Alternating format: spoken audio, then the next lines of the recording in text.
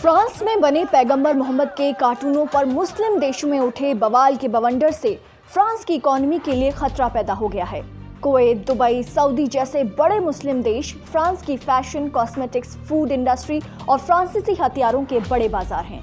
यहाँ फ्रांस के उत्पादों का बहिष्कार होने से फ्रांस की इकोनॉमी पर बड़ा असर पड़ सकता है, जिससे शायद भारत के लिए कुछ मुनाफा जरूर हो सकता है।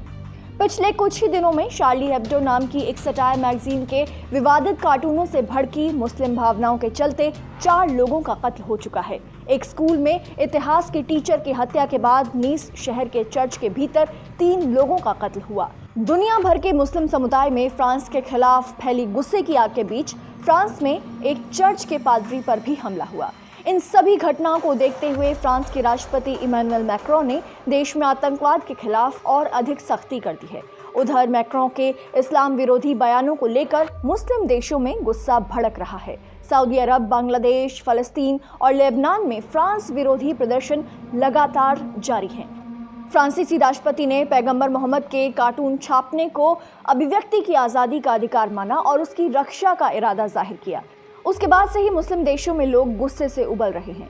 इसका असर ये हुआ कि कुवैत और दुबई जैसे मुस्लिम देशों में फ्रांसीसी सामानों के बहिष्कार की अपील ने जोर पकड़ लिया और कई अरब देशों ने तो फ्रांस के सामानों का बहिष्कार शुरू कर दिया।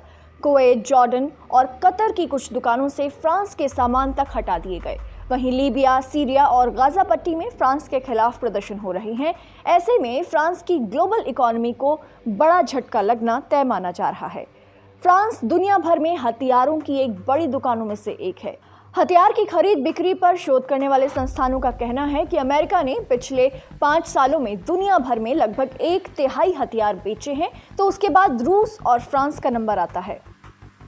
अमेरिका और रूस के बाद हथियारों की सप्लाई के मामले में फ्रांस तीसरे नंबर पर है। फ्रांस ही 8% हथियारों की आपूर्ति करता है और मिस्र, कतर और भारत से बड़े समझौतों की मदद से उसने 1990 के बाद बिक्री का नया रिकॉर्ड बनाया है और बहुत ही मुनाफा कमाया है। मिडिल ईस्ट में फ्रांसीसी हथियारों के बड़े बड़े खरीदार हैं, जैसे मिस्र, कतर, और अब मौजूदा हालातों से यही जाहिर होता है कि मध्य पूर्व के ये देश फ्रांस से हथियार और दूसरे व्यापार कम कर देंगे। अगर ऐसा हुआ तो क्या होगा? क्या ये भारत के लिए एक बेहतर विकल्प है या फ्रांस के लिए? वैसे भी हथियारों की खरीद के मामले में भारत दुनिया में दूसरे नंबर पर है। हथियारों की वैश्विक खरीदारी का 35% हिस्सा पश्चिमी एशिया के देशों का है। सऊदी अरब के अलावा मिस्र, संयुक्त अरब अमीरात, इराक और कतर दुनिया के 10 बड़े हथियार खरीदारों में शामिल हैं। भारत आयातकों की लिस्ट में दूसरे स्थान पर है। सऊदी अरब का हिस्सा लगभग 12% है, तो भारत की खरीद का हिस्सा है 9%। भारत में हथियारों की खरीद का आधा हिस्सा अभी भी रूस से आता है।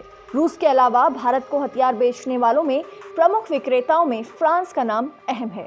यूरोप में भी सालों से हथियार की खरीद में लगातार हो रही कमी के बाद पिछले 5 सालों में उसमें मामूली इजाफा हुआ है। ऐसे में मुस्लिम देशों के साथ फ्रांस के मतभेद भारत के लिए फायदेमंद हो सकते हैं। जब कम खरीदार होंगे तो फ्रांस के हथियार सस्ते होंगे और भारत उनको आसानी से खरीद पाएगा। फ्रांस और भारत के बीच अब पहले के मुकाबले रिश्ते और भी ज्यादा मजबूत होने की उम्मीद है। फ्रांस के साथ भारत की आर्थिक भागीदारी महत्वपूर्ण है। हालांकि भारत फ्रांस संबंधों की आर्थिक क्षमता का पूरा इस्तेमाल होना अभी बाकी है। साल 2016 में दोनों देशों का कुल व्यापार 858 करोड़ यूरो का था, जो इससे पिछले साल की तुलना में करीब 0.49% अधिक था। साल 2017 में द्विपक्षीय व्यापार में कुछ पॉजिटिव संकेत भी दिखे थे। भारत में फ्रांसीसी कंपनियां मौजूद हैं। भारत में करीब 1000 फ्रांसीसी कंपनियां काम कर रही हैं।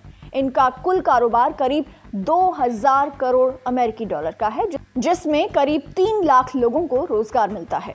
तो वहीं फ्रांस में करीब 120 भारतीय कंपनियां हैं और उनका इन्वेस्टमेंट है करीब 100 करोड़ यूरो। फ्रांस भारत में 9वां सबसे बड़ा विदेशी निवेशक है। अप्रैल 2000 से मई 2016 के बीच भारत में फ्रांस का निवेश 515 करोड़ अमेरिकी डॉलर रहा, जो विदेशी निवेश यानी भारत की FDI का 1.5% था। भारत और फ्रांसीसी अर्थव्यवस्थाओं को ताकत और सहयोग के नजरिए से देखा जाए तो भारत को फ्रांस मिडिल ईस्ट के विकल्प के रूप में जरूर देख सकता है। तो भारत को फ्रांस मिडिल ईस्ट के एक विकल्प के तौर पर जरूर देख सकता है। भारत और फ्रांस दोनों ही आर्थिक सुधारों से गुजर रहे हैं और पिछले कुछ सालों में भारत में कारोबारी माहौल भी सुधरा है। अगर भारत 2025 तक अपने आप को और मजबूत बनाना चाहता है तो उसे फ्रांस के साथ बने इस वैश्विक माहौल का फायदा उठाना ही होगा।